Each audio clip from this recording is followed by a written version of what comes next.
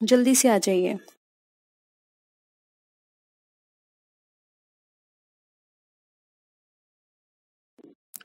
देखिए क्वेश्चन लेते हैं। Declaration of solvency of the company by the directors is necessary in case of. अब director के द्वारा अगर ये डिक्लेयर किया जा रहा है सॉल्वेंसी के लिए कि कंपनी सॉल्वेंट है, तो वो किस कारण होगा? कंपलसरी वाइंडिंग अप पे, मेंबर्स वॉलंटरी वाइंडिंग अप पे, क्रेडिटर्स वॉलंटरी वाइंडिंग अप पे, या फिर ऑल ऑफ द अबव? बताइए।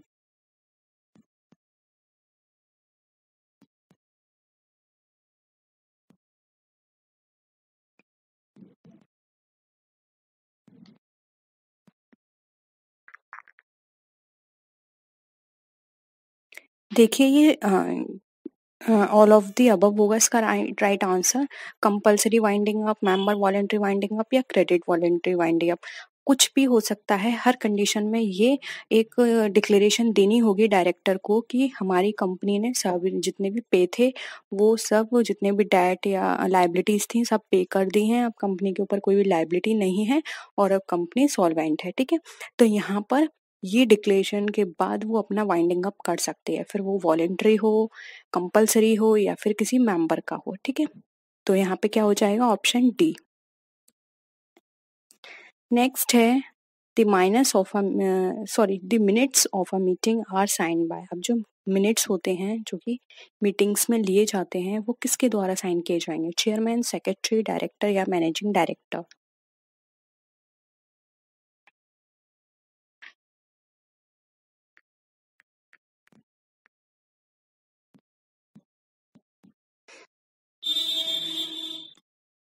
करिए आंसर।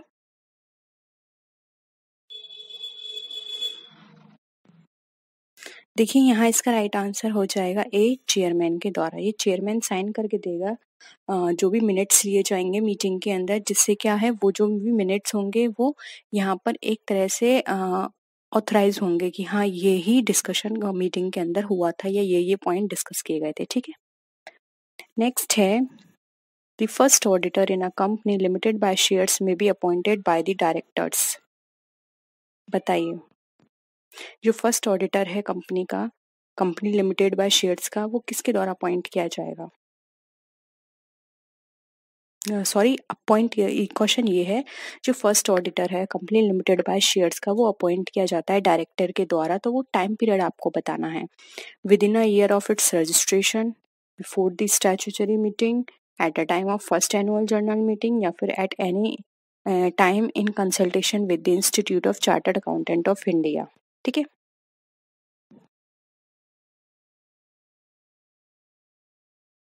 क्या हो जाएगा आंसर?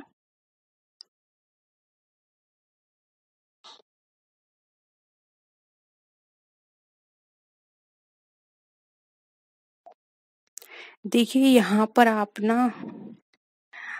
ये सारे ही ऑप्शन गलत हैं, क्योंकि अगर इस तरह का जो अंशों द्वारा सीमित लिमिटेड बाय शेयर्स कंपनी होती है, उनके जो भी डायरेक्टर्स होते हैं वो फर्स्ट ऑडिटर की अपॉइंट जो है वो जो भी इनकी जर्नल मीटिंग होती है उसके 6 मंथ्स के अंदर कर देते हैं, जबकि 6 मंथ्स का यहाँ पर कोई भी वो नहीं दे रखा है ऑप्शन।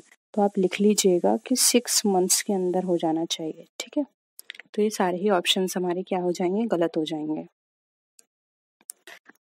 नेक्स्ट क्वेश्चन है, in a public limited company the minimum number of directors is 2, 3, 7 and 5। यानी कि हमें बताना है पब्लिक लिमिटेड कंपनी के अंदर डायरेक्टर्स के मिनिमम नंबर को।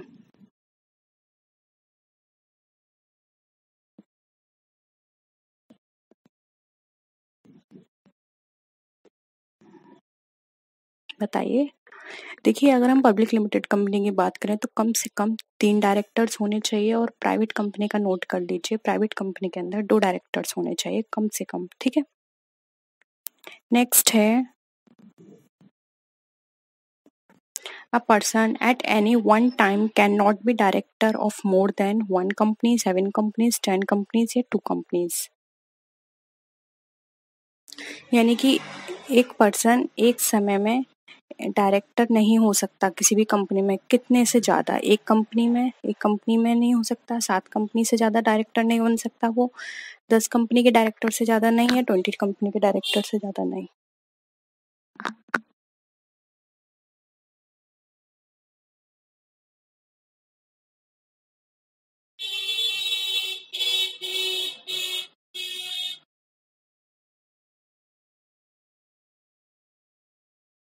देखिए राइट आंसर हो जाएगा डी, एक पर्सन एक समय में 20 कंपनियों से ज़्यादा का डायरेक्टर नहीं बन सकता, और अगर वो ज़्यादा का डायरेक्टर है तो उनको उन सारी कंपनियों में से किसी 20 कंपनियों को चुनना होगा, और ये टाइम पीरियड जो है वो 2 माह है, यानी कि 2 महीने के अंदर उसे सेलेक्ट करने होंगे कि कौन सी वो 20 कंपनी में बन रह सकता है। 20 से ज़्यादा वो किसी भी कंपनी में एक टाइम पर नहीं रह सकता डायरेक्टर, ठीक है।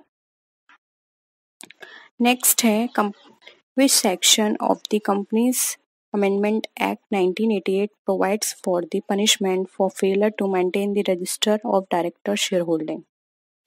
यानी कि आपको ये बताना है कौन सी धारा के अंतर्गत जो डायरेक्टर है उसकी जो शेयर होल्डिंग्स है वो उसको रजिस्टर शेयर होल्डिंग का जो रजिस्टर है उसको बनाए रखने का में अगर वो विफल होता है या फेल होता है तो किसमें उसको पनिशमेंट मिलेगा।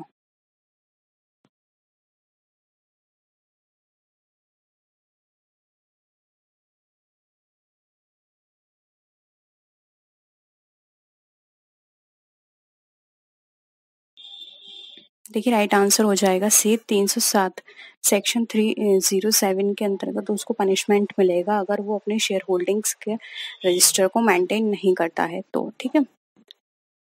नेक्स्ट है maximum managerial remuneration permissible under the companies act 1956 for public limited companies x 10% of net profit, 5% of net profit, 11% of net profit या फिर 8% ऑफ नेट प्रॉफिट।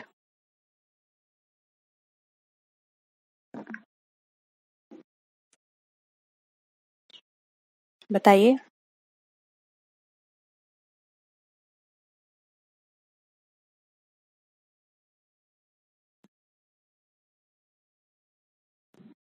देखिए राइट आंसर हो जाएगा सी, 11% of net profit. Maximum managerial remuneration है वो net profit का 11% उसका होगा, ठीक है। मैक्सिमम, इससे ज़्यादा नहीं हो सकता। नेक्स्ट है directors need not retire in public enterprise, cooperative enterprise, public company या फिर प्राइवेट कंपनी।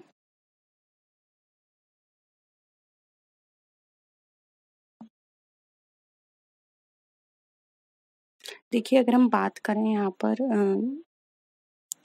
डायरेक्टर की रिटायरमेंट की तो प्राइवेट कंपनी के अंदर उसको रिटायर होना वहाँ पे ज़रूरी नहीं है, ठीक है, आवश्यक नहीं है। बाकी में उसका एक पर्टिकुलर टाइम के बाद उसको रिटायर होना होगा। फिर हम पब्लिक एंटरप्राइज, पब्लिक कंपनी या कोऑपरेटिव कंपनी की बात करें तो, ठीक है। नेक्स्ट है when the provisions of the companies act are violated the auditors must report the same to the, यानी कि ऐसे कौन से प्रोविजंस हैं जिनका अगर वायलेशन किया जाता है तो ऑडिटर को रिपोर्ट करना होगा। किसको? बोर्ड ऑफ डायरेक्टर्स को वो करेगा, मैनेजिंग डायरेक्टर को, शेयर होल्डर को या फिर सेंट्रल गवर्नमेंट को।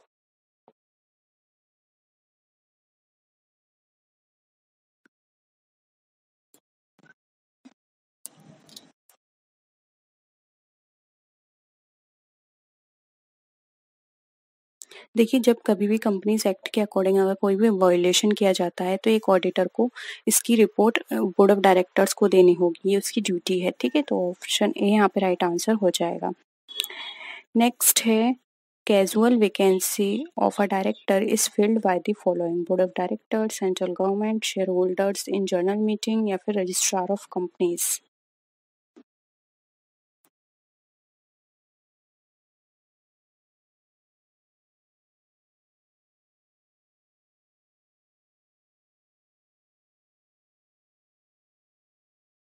बताइए क्या होगा इसका आंसर।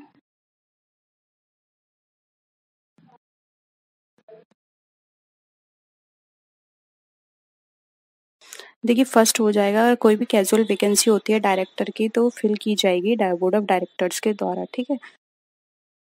ये लोग, इनको राइट होगा कि वो इसके ऊपर कोई भी डिसीजन लें कि हाँ इस पोस्ट पर किसको रखना है।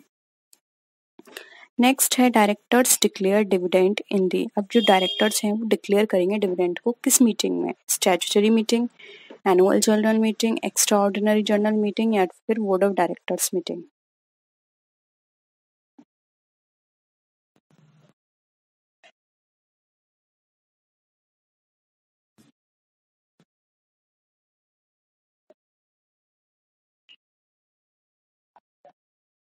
देखिए ये की जाएगी एनुअल जनरल मीटिंग में, और जब भी एनुअल जनरल मीटिंग कंडक्ट की जाएगी तो 21 डेज पहले इसकी इन्फॉर्मेशन दी जाएगी कि हाँ इस पर्टिकुलर डेट पे हम एनुअल जनरल मीटिंग कंडक्ट कर रहे हैं।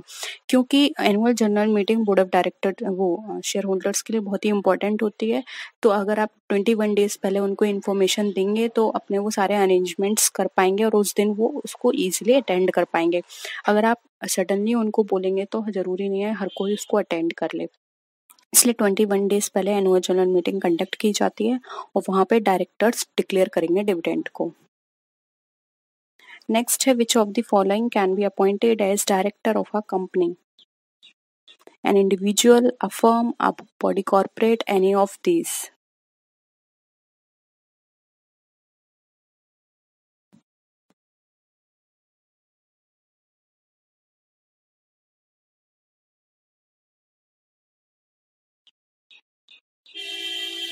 क्या हो जाएगा इसका आंसर? देखिए अब एक इंडिविजुअल ही डायरेक्टर के पोस्ट पर अपॉइंट किया जाता है। किसी फर्म कॉर्पोरेटिव को हम यहाँ पर डायरेक्टर की पोस्ट पर अपॉइंट नहीं कर सकते। ठीक है। नेक्स्ट है qualification shares as prescribed by. अब ये किसके द्वारा प्रिस्क्राइब किए जाते हैं? कभी पढ़े हैं आपने क्वालिफिकेशन शेयर?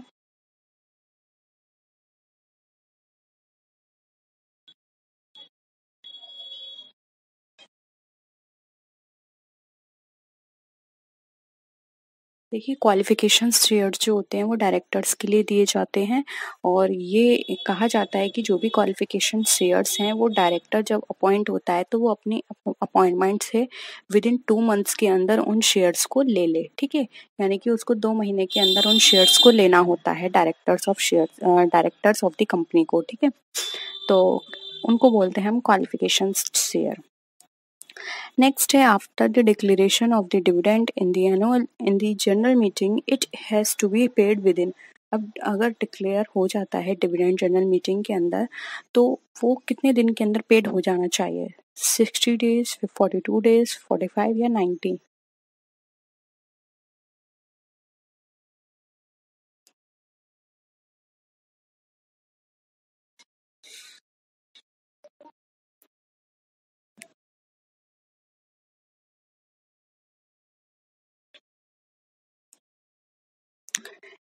क्या होगा आंसर? देखिए बी हो जाएगा। अगर कोई भी डिविडेंड डिक्लेयर किया जाता है जनरल मीटिंग के अंदर तो वो 42 डेज के अंदर उसको पे हो जाना चाहिए। ठीक है, तो आंसर हो जाएगा बी।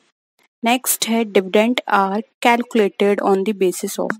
अब जो डिविडेंड है वो कैलकुलेट किया जाएगा किस बेसिस पे? Called up capital, subscribed capital, paid up capital या फिर नन ऑफ दीज?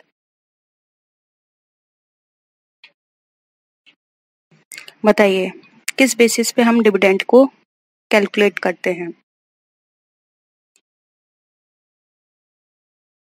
देखिए डिविडेंड हमेशा पे किया जाता है पेड अप कैपिटल पर, यानी कि जितना उन्होंने पेड कर दिया है कैपिटल उसके बेसिस पर। कॉल्ड अप जरूरी नहीं है हर कोई आपको दे दे, या सब्सक्राइब वालों को जरूरी नहीं है जिसने सब्सक्राइब किया है सबको। हाँ, अगर जिसने पेमेंट कर दिया है सारी कॉल्स का यानी पेड अप कैपिटल पर भी आप डिविडेंड प्रोवाइड करेंगे। ठीक है। नेक्स्ट है calls in advance is shown separately on the following. अब कॉल्स इन एडवांस जो है वो सेपरेटली कहाँ दिखाया जाता है? Liability side of the balance sheet, asset side of the balance sheet, debit side of the P and L account या फिर credit side of the P and L account? बताइए।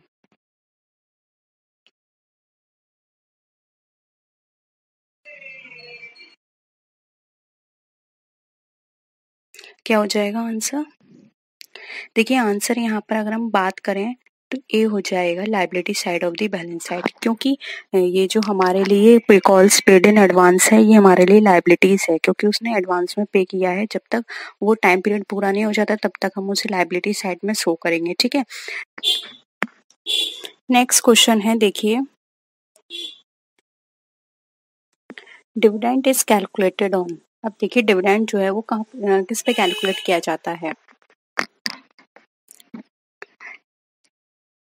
अब तो आपको बिल्कुल ही ये याद हो गया होगा, पेपर में भी नहीं भूलोगे। ठीक है, किस पर? Paid up value of the share पर। ठीक है। नेक्स्ट है company page dividend on. Again वही है, घुमा फिरा के देखिए कितनी बार पूछा गया है ये क्वेश्चन, इसलिए मैंने डाला है ये। Only on paid up capital. ठीक है, नेक्स्ट है capital profits are related to. अब जो कैपिटल प्रॉफिट्स हैं किससे रिलेटेड होते हैं? Premium on issue of share, profit prior to incorporation, या फिर प्रीमियम इश्यू ऑफ डिवेंचर।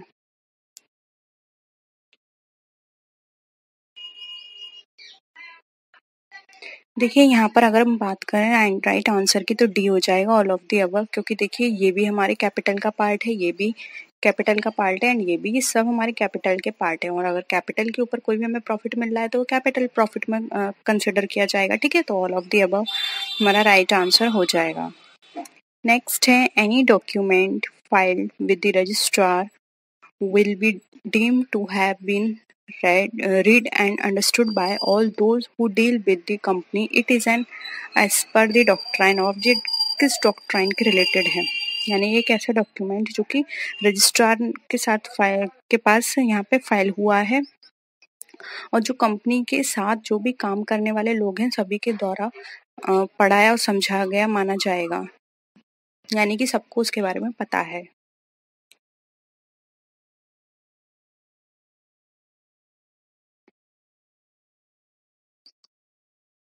देखिए इसको बोलते हैं कंस्ट्रक्टिव नोटिस। कंस्ट्रक्टिव नोटिस एक ऐसा नोटिस होता है जिसमें रजिस्ट्रार को ये दिया जाता है और इसमें ये एज्यूम किया जाता है कि कंपनी का जो भी मेंबर है वो सब इस के बारे में, इस नोटिस के बारे में जानता है। ठीक है।